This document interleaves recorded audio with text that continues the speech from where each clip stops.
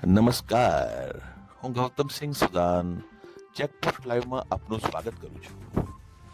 આજનો વિષય છે ગંભીર અકસ્માત બાબતે નડિયાદમાં આવેલા પેટલાદ રોડ ઉપરના હોટસ્પોટ.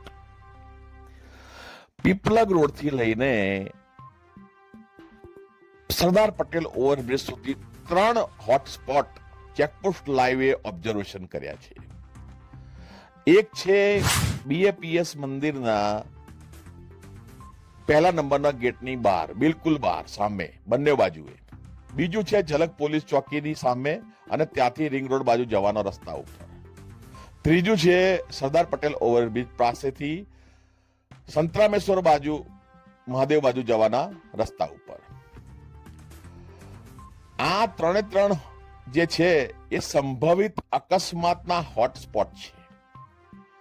હવે ચેકપોસ્ટ લાઈવ આ બાબતે નડિયાદની જનતાને જાણ કરે છે કે મારી સાથે સાથે આપ લોકો પણ આ જે વિડીયો છે, આ જે સમાચાર છે તેને શેર કરો, લાઈક કરો, સબસ્ક્રાઇબ કરો અને ઉચ્ચ અધિકારીઓ સુધી પહોંચાડો, જેથી કરીને સંભવિત અકસ્માત થવાનો જે સંભવ છે એને નકારી શકાય.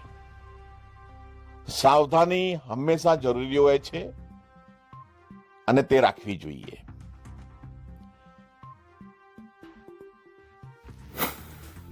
કંપની આપનું ચેકપોસ્ટ લાઈવમાં સ્વાગત કરું છું. આપ જે જોઈ રહ્યા છો તે છે પેટલાદ રોડ. અને આ જે પેટલાદ રોડનો એક બહુ અત્યારે મોટો યક્ષ પ્રશ્ન એ છે કે અહીંયા આગળ વાહનોની અવર જવર વધી ગઈ છે. અહીં સામે યોગી ફાર્મ મંદિર છે, આ તક જવાનો રસ્તો છે અને ભીડને લીધે અહીંયા આ જે જગ્યા છે, આ જગ્યાએ વારે ઘડીએ નાના મોટા અકસ્માતો થતા હોય છે. તો મારું નડિયાદના મ્યુનિસિપલ કોર્પોરેશનના જે નવા કમિશનર શ્રી આવ્યા છે તેમને ચેકપોસ્ટ લાઈવ તરફથી વિનંતી છે કે અહીંયા આગળ જોગી ફાર્મ આગળ જે સ્વામિનારાયણ મંદિર છે ત્યાં આગળ બમ્પ અને